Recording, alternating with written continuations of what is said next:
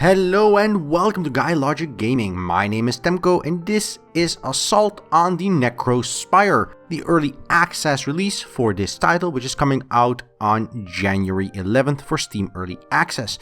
Developed by Mike Watson, a one-man show, the game is a roguelike in the classical sense of the style, with permadeath, and if you die you restart from scratch and you have to start at the beginning. And because the game is coming into early access, this means this is not a full and complete release. There are many planned features, updates, balanced patches and content enrichments that are still planned during the early access period that are currently not in the game. And obviously, as with all early access titles, you buy into what might come based on what is currently available. And what we're going to discuss with this early access review of this title is whether or not the current game is worth buying into based on what is currently available and what might come down the line. Whenever I create a early access review based on my criteria that if a game is commercially available and people are charging money for it, it should be critiqued, I often get a lot of feedback saying that I shouldn't be so harsh on these games because they are not finished. And I always wonder a little bit whether or not I should just stop doing early access reviews entirely and wait until the game fully publishes, whenever that might happen. So I'd love to hear your thoughts and opinions on these early access reviews and whether or not they provide a useful guide to whether or not you purchase a title or whether or not you find them completely useless and in fact would rather not see them at all. I would love to hear your thoughts and opinions on that in the comments below.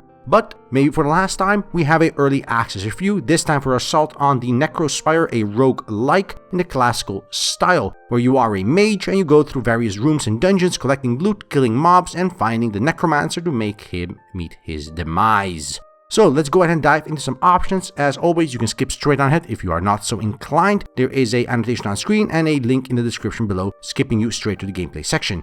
For the rest of us, let's talk a little bit about settings and PC performance. Now, the game you see in the background right now is what the game will mostly look like. And though the room configuration is going to be different and there's some different palettes and color styles, it is a retro style game. It's not really retro because it is way more high fidelity than any retro game would be, but it is still the pixel art-ish style of a game. It is finely animated, finely crafted, and fits well together in most senses.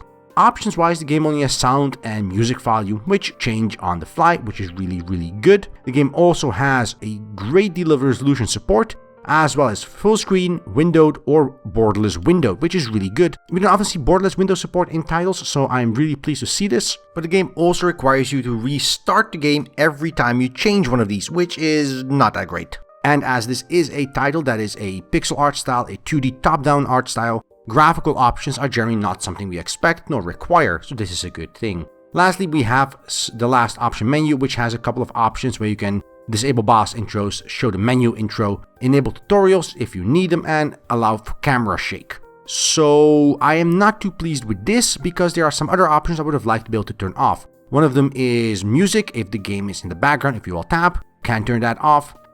When you start a new run, you have a bunch of options saying hide enemy health and long cooldowns and luck down and stuff like that. And though most of these are self-explanatory, like deadly traps, it's pretty self-explanatory, some of them are pretty obfuscated, so I'm not sure what luck down means. Does that mean I get less magical loot? Does that mean I get less baubles, gold? Do I have less chance of getting a good room with weak mobs? I have no idea what this means. So a little bit of explanation would have been nice here, but overall I do like this difficulty modifier aspect because it allows for veteran players to change their difficulty as they deem fit to get more loot or find new items. On the other hand, I'm a little bit sad that the only way to increase the difficulty is by also providing yourself a magical bonus for finding magical items, which directly influences the difficulty by making it easier again, because you get a ton of items that way, instead of just having to scrounge and find some. And I'll get into the magical item and gathering and progression part of the game in a little bit, but this is something I'm just not sure I like this system. I do approve of the idea, I'm just not sure on the implementation.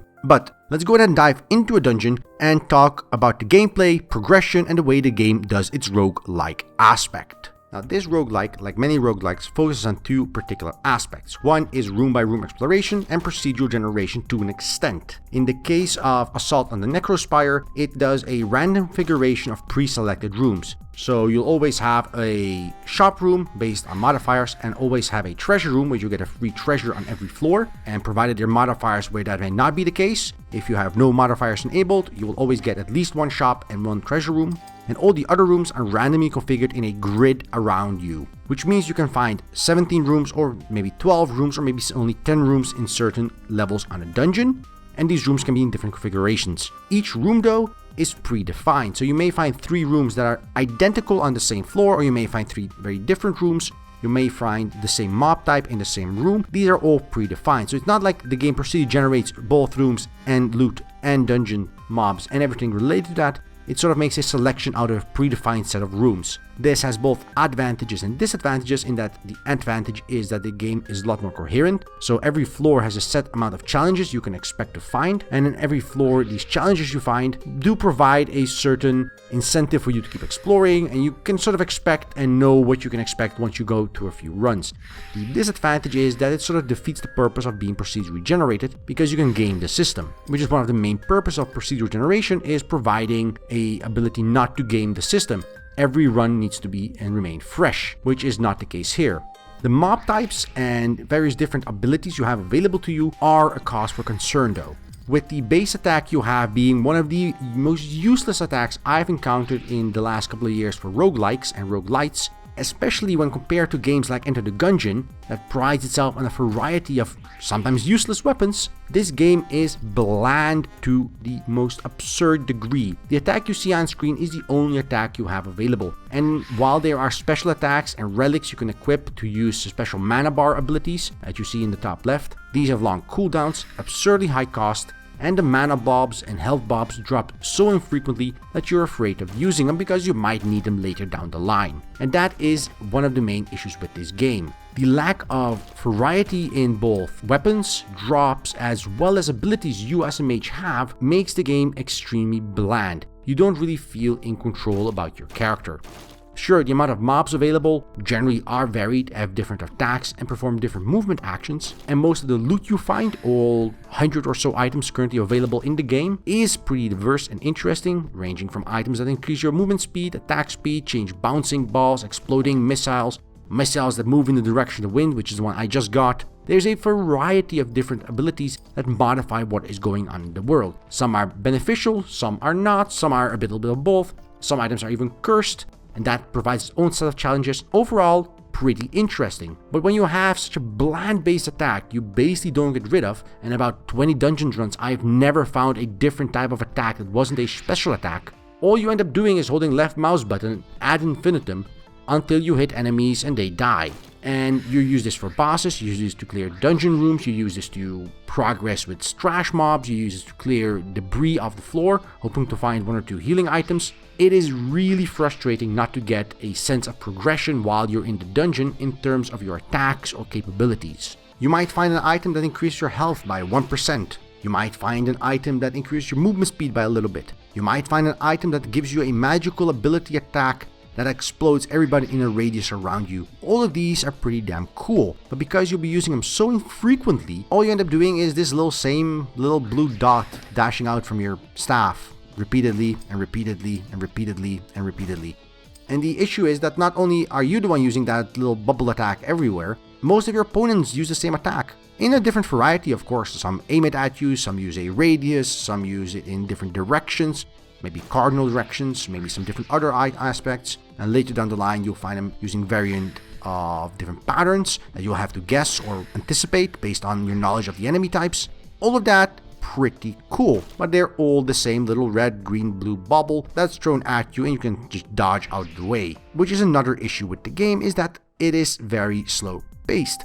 Not methodical, not something you'd expect from a game where you have to think ahead and plan your moves and maybe turn-base it or something like that, where you have to think and see what the enemy does and maybe what you need to do. And because the game is real-time, most of what you're doing is running around in circles while the mobs chase you and this little blubbly attack goes forth and kills things. Not exactly engaging gameplay. And that is a damn shame, because from an artistic design standpoint, both in animation, in quality of the various dungeons, the quality of weapons and variety of weapons, the interesting boss battles and the interesting mob types available, they're all well fleshed out and well thought out. But your character is the blandest protagonist I've had in a roguelike in ages. And the fact that many roguelikes and many roguelites have this bland protagonist at the start and then end up having a very interesting protagonist down the line, that is a thing. But in this case, your protagonist doesn't get any more interesting. He or she remains a bland mage that just sort of shoots out little white dots and does little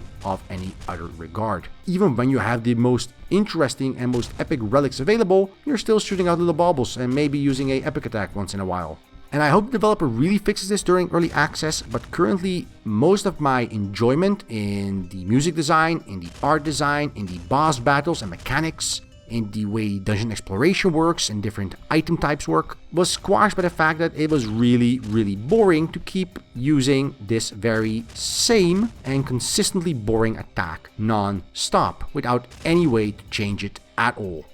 This is a fairly easy remedy to fix in early access provided developers do this. And though there is a progression system coming, I'm not sure what that entails and it's not in yet. So while the items and the item composition in the game currently is very interesting, and while the idea with pre-designed rooms going in a non-pre-designed dungeon, a sort of pseudo-procedural generation, is also really interesting, and each floor gets progressively more unique and interesting with new weapon types and new enemy types and new progressive ways of progressing, new bosses and new interesting mechanics, that is all really well fleshed out. But the fact that your protagonist is about the most boring character you can imagine, well, is not that fun. So it's not fun to start and then first be dependent on RNG to get a good weapon or a good relic so you can start your run. And then it's not that fun to be dependent on luck drops and item drops available in the dungeon with no regard at all to whether or not you can even do anything about that.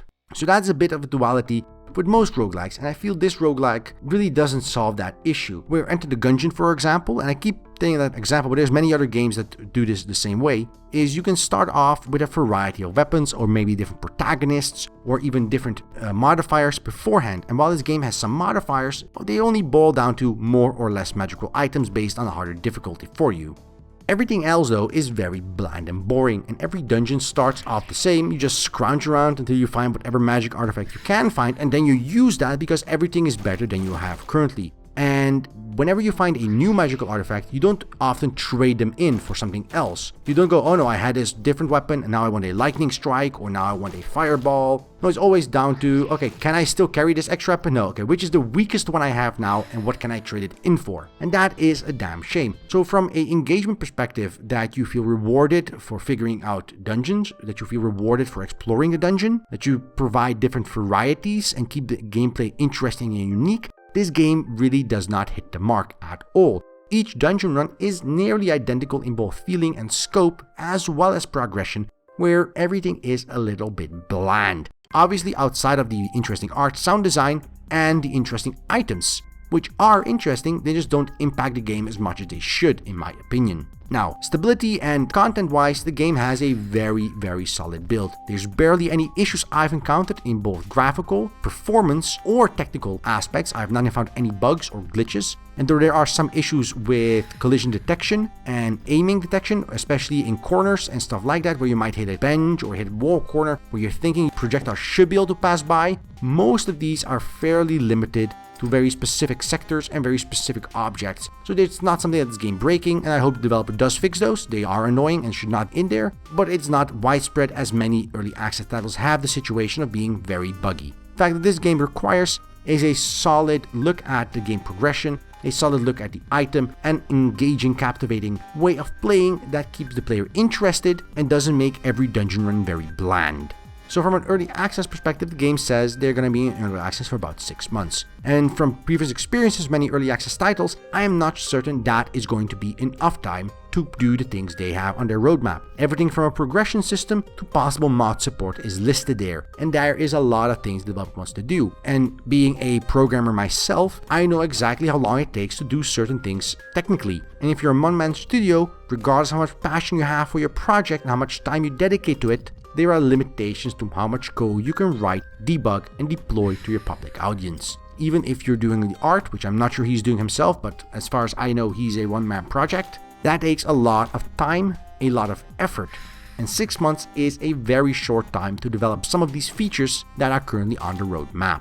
As it stands right now, the game has 8 out of 9 planned floors. The 9th floor will come later with the end boss fight. The game has 140 items, 8 unique bosses, and over 100 different room layouts they can combine in a variety of settings. Keeping this in mind, This means that in a dungeon run where you get to the 8th floor, and every level of a dungeon has between 8 and 15 rooms, I can tell, that means that by the time you get to the last level of the dungeon, you will have encountered most rooms at least once, and you will probably encounter some rooms at least twice or thrice based on pure chance. Also, the variety of different weapons and items means that about 10 runs in, you will have encountered most possible combinations. I feel that this is a death knell for most roguelites and roguelikes. When you can finish a game's entire content library, regardless of how much variety it offers or your emergent gameplay it can create based on its procedural generation and unique art style and unique gameplay, the lack of content currently, both in terms of bosses, both in terms of rooms, items, and variety for your character, means that about 2 to 3 hours of gameplay in, you will have seen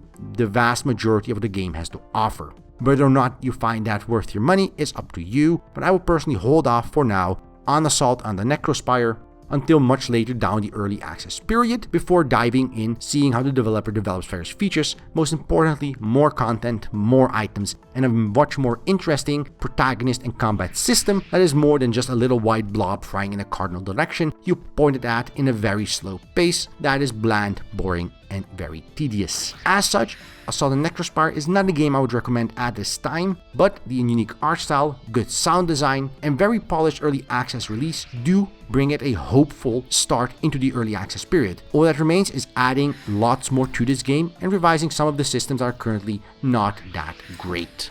If you're interested in Assault on Necrospire, there is a link in the description below that heads you over to their Steam page, and it comes out on January 11th on early access.